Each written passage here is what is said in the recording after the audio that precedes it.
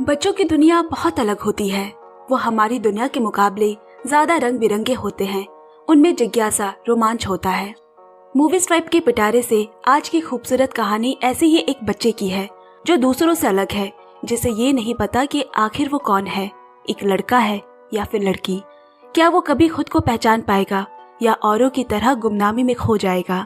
और ऐसे में माँ बाप, समाज का क्या कर्तव्य बनता है जिससे ऐसे बच्चे अपना मानसिक संतुलन ना खो बैठे।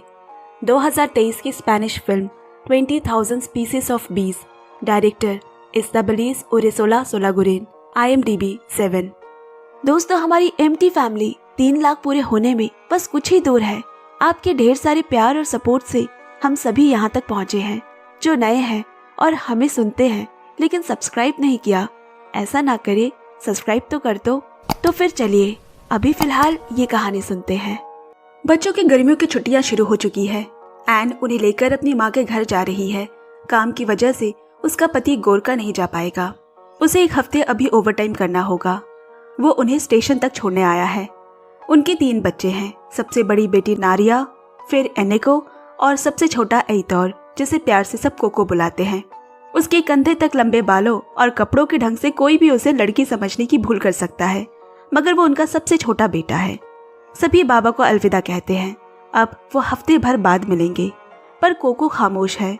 ट्रेन में सफर के दौरान भी कोको की बड़ी बहन नारिया से तू मैं हो गई। कोको थोड़ा चिड़चिड़ा होता जा रहा है। जब वो नानी के घर पहुंचे तो वो किसी पड़ोसी की पार्टी में गई हुई है।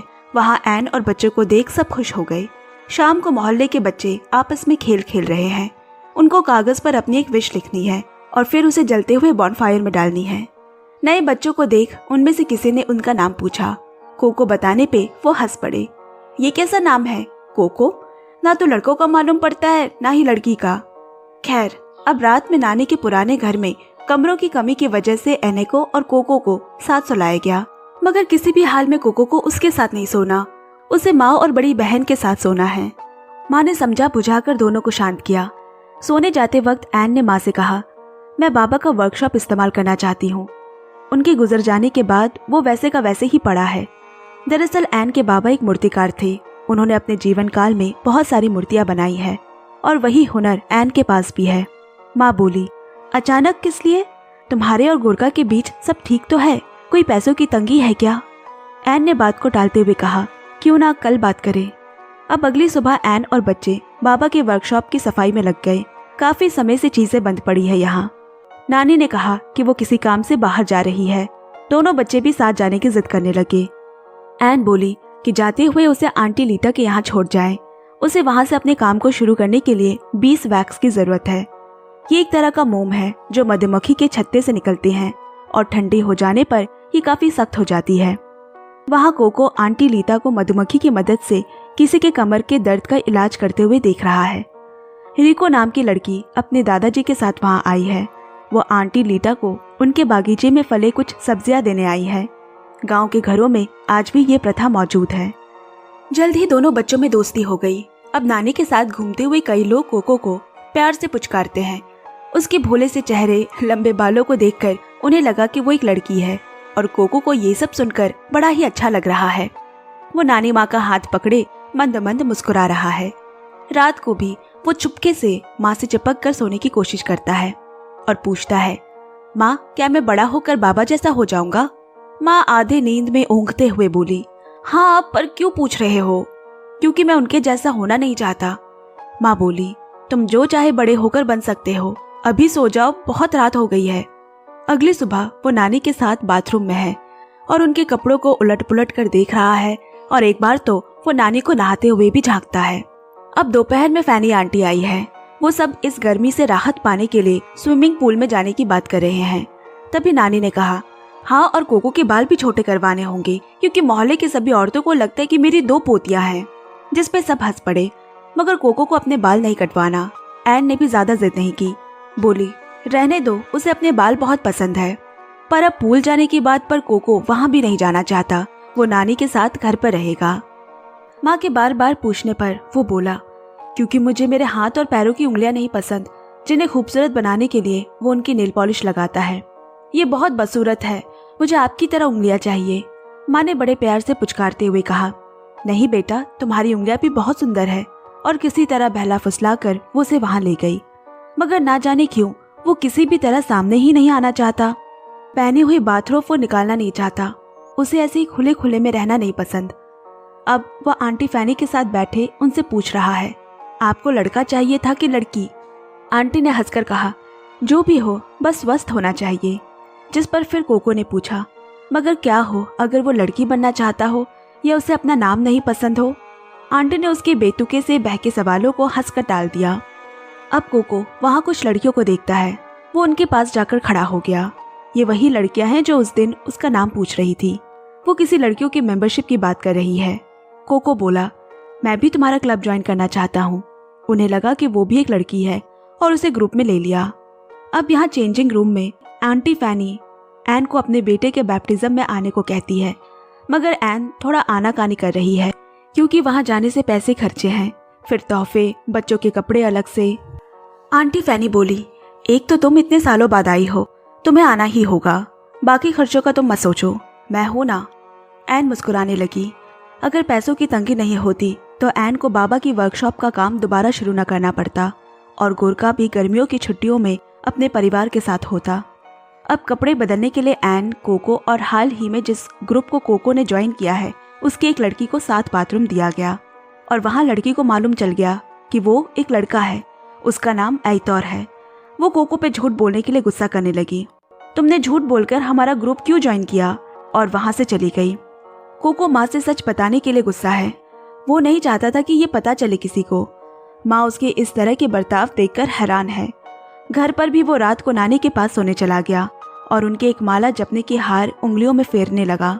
बोला, ये कितनी सुंदर है। नानी, मैं ऐसा क्यों हूँ? नानी पूछी, क्या मतलब, तुम जैसे हो बिल्कुल सही हो। भगवान हर किसी को उसके मुताबिक ही बनाता है। अब यहाँ देर रात वर्कशॉप में काम करते हुए एन के पास गैस की सप्लाई खत्म हो गई। वही आखिरी सिलेंडर बचा था उसके पास और खरीदने में पैसे लगेंगे। वो सोच में पड़ गई। अगली सुबह उसे घर की गाड़ी के अंदर छुपा कोको दिखा। उसने पूछा, तुम उस दिन इतना गुस्सा क्यों हो गए? ऐसा मैंने क्या कह दिया? लेकिन कोको शांत है। शायद जो भाव उसके मन में उठ रहे हैं वो उन्हें खुद नहीं समझ पा रहा। उन्हें सवाल के रूप में सामने आने में अभी वक्त लगेगा। अब यहाँ नारिया वर्कशॉप में माँ की मदद कर रही है। उसे वहाँ एक डायरी मिली जिसमें नाना के काम का हिसाब किताब लिखा गया है और साथ ही कुछ नंगी लड़कियों की तस्वीरें भी है जो शायद उन्हें मूर्ति बनाने में जरूरत पड़ती हो। नारिया और एन थोड़े चौंक गए। नानी को भी जरूर ये बात पता तो होगी क्योंकि वो ही उनका सारा लेन देन का काम संभालती थी। यहाँ कोको आंटी लीता को मधुमक्खी के छत्ते पर काम करते हुए देख रहा है। वो एक पेड़ के तने से एक छत्ते को दूसरी जगह हटा रही है क्योंकि उस पेड़ में फफूंद लग चुकी है। ऐसा करने के लिए उन्हें सिर्फ छत्ते से रानी मधुमक्खी को ढूंढकर दूसरी जगह रखना है। बाकी सारी मधुमक्खियाँ उसके पीछे पीछे खुद ही चली आएगी। वो कोको को भी अपने पोते का ही एक सूट पहनाती है। वो दोनों मिलकर छत्तों का जायजा लेते हैं। वो उसे बताती है कि यह मधुमक्खी का छत्ता छोटी लार्वा की अपनी खाल छोड़कर एक परिपक्व मधुमक्खी बनने पे होता है। उनकी छोड़ी खाल ही धीरे धीरे छत्ता बन जाती है। ये सब कोको के लिए बड़ा रोमांचकारी है। थोड़ी देर बाद वहाँ वही बच्ची रिको अपने दादा के साथ आई। उसने बताया कि उसके दादा बीमार है और आंटी लीता उसके दादा का मधुमक्खी के डंक से इलाज कर रही है। इधर घर पे माँ एन से वर्कशॉप पे रखे उसके बाबा के सारे काम, उनकी बनाई मूर्तियाँ बेच देने की बात करती है, जिसपे एन बिल्कुल सहमत नहीं। हालांकि उसे पैसों की जरूरत तो है जो माँ भली भांति समझ सकती है, पर वो बाबा की चीजें बेचना नहीं चाहती। इस बात पे दोनों के बीच बहस हो गई। धीरे धीरे बहस की चपेट में घर के बाकी बातें भी आ गई और फिर अचानक माँ बोली, अगर बच्चों का ख्याल अच्छे से रखना नहीं है तो उन्हें इस दुनिया में क्यों लाई? मोहल्ले के सभी लोग कोको को लड़की समझते हैं। उसके बाल छटवा दो, वो परेशान है, उसे कोई दिक्कतें हैं, उसके कुछ दायरे बनाओ।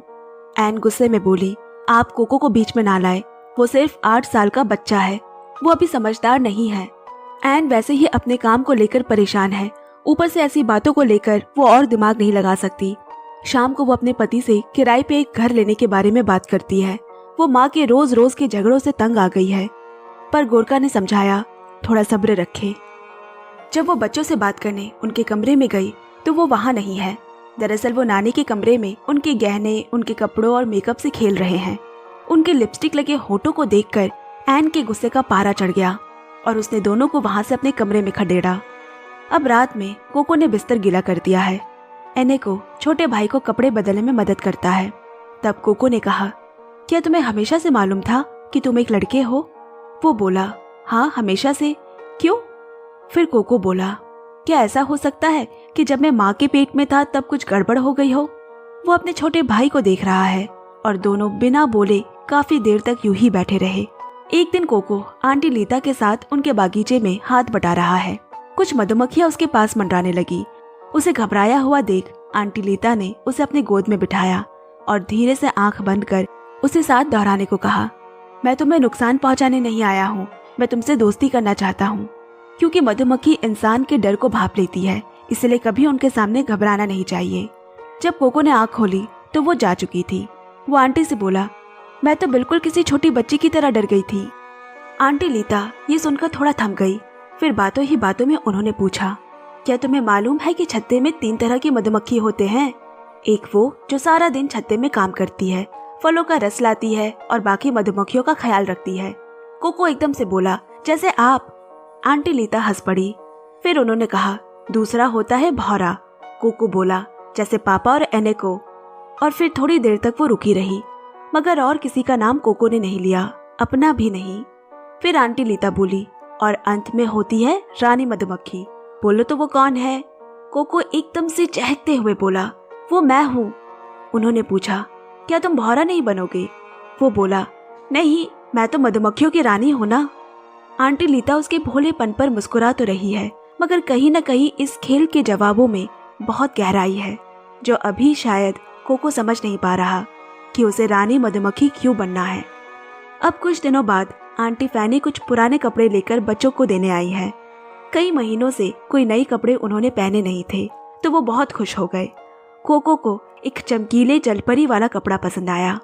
एन उसे देख तो रही है, मगर अभी उसके दिमाग में कुछ और ही उधेड़-बुन चल रहा है।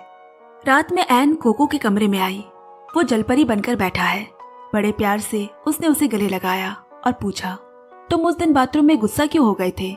वो बोला, क्योंकि मुझे आपका ऐतौर कह के बुलाना पसंद नहीं। एन बोली, तो क्या बोलूं कोको? थोड़ी देर बाद जवाब आया, नहीं, कुछ मत कहकर बुलाओ मुझे।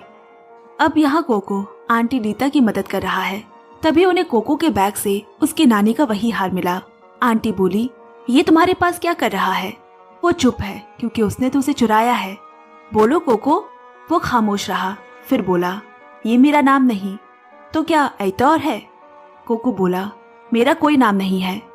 तब आंटी ने कहा, हर जीती जागती चीज का एक नाम होना जरूरी है, ये प्रकृति का नियम है।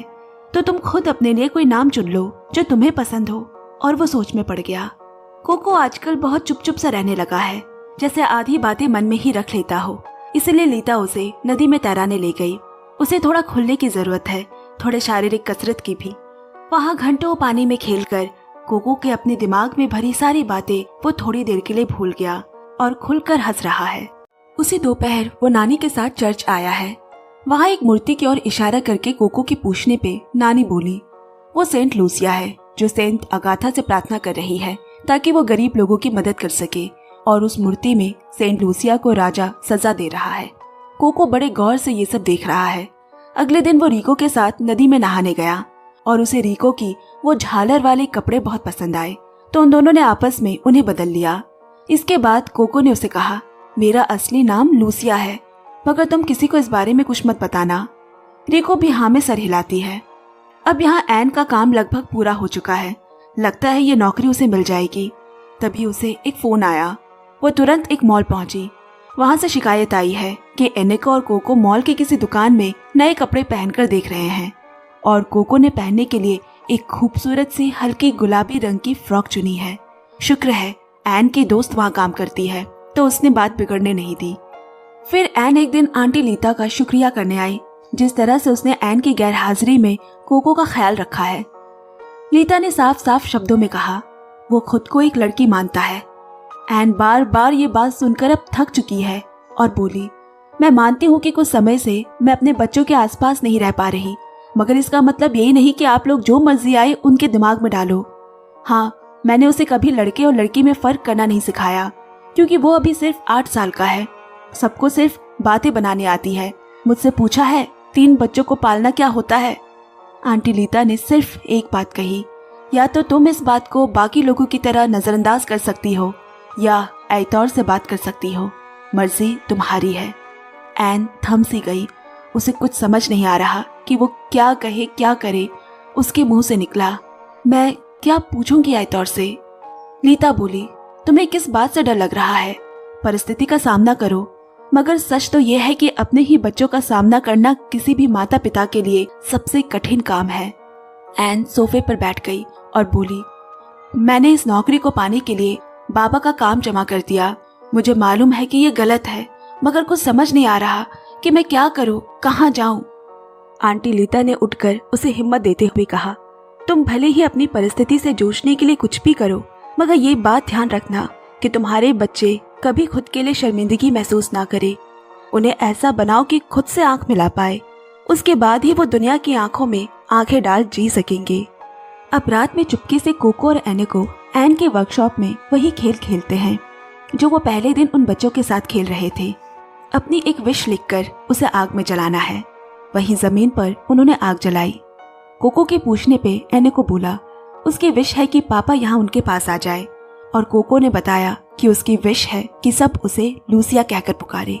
और फिर वो दोनों थोड़ी देर के लिए खामोश हो गए। वर्कशॉप से आते धुएं को देखकर आंटी लीता वहां पहुंची और दोनों को डांटकर कमरे में जाने को कहा। उस रात एन, उसकी माँ और आंटी लीता में कोको को लेकर बहुत बहस हुई। आंटी लीता की बात कोई मानने को तैयार ही नहीं, क्योंकि नानी को नजर तो आ रहा है कि कोको थोड़ा अलग है, मगर वो उसे उस तरह अपना नहीं पा रही। उन्हें लगता है कि ये एन की गलती है, उसने सख्ती नहीं बरती। एन को कुछ समझ नहीं आ रहा कि ये कैसे मान ले कि उसका बेटा सामान्य लोगों की तरह नहीं है, वो अंदर से एक लड़की है। वहां अंदर कमरे में एनेको ने कोको का हाथ कसकर पकड़ रखा है और कोको बहुत रो रहा है। थोड़ी देर बाद एन ने कमरे में आकर कोको को कसकर गले लगा लिया। वो बोला, माँ, ऐसा क्यों है कि आप दोनों को मालूम है कि आप कौन हो, लेकिन मुझे नहीं मालूम। मैं चाहता हूँ कि आप मुझे लूसिया कहकर पुकारे। इसी के साथ पूरा परिवार भावुक उठा। अगले दिन की शुरुआत बड़ी खामोशी से हुई। आज गोरका आया है। एन ने आते ही उसे कसकर गले से लगा लिया। इतना कुछ अकेले झेल रही है वो, उसके आने से मानो सहारा मिल गया हो। यहाँ कोको आंटी लीता के पास बैठा है और कुछ पुरानी दीवार पे टंगी तस्वीरें देख रहा है। आंटी बोली, वो दाहिने तरफ सबसे आखिर में मेरी दादी है। उनके समय से ही मधुमक्खी पालन हमारे परिवार से जुड़ा है। मेरी माँ कहती थी कि जब मैं पैदा हुई उन्होंने 3 बार छत्ते के डब्बे को एक लट्ठी से खड़काया। कहते हैं वो हमारी दुआ सुनते हैं। और जिस दिन वो मरी मैंने उसी तरह 3 बार छत्ते के डब्बे को खड़काया और उनके अर्थी के रास्ते को उजाला करने के लिए मोम निकाला। कोको ने भोली जुबान में पूछा, लोग मरने के बाद कहाँ जाते हैं?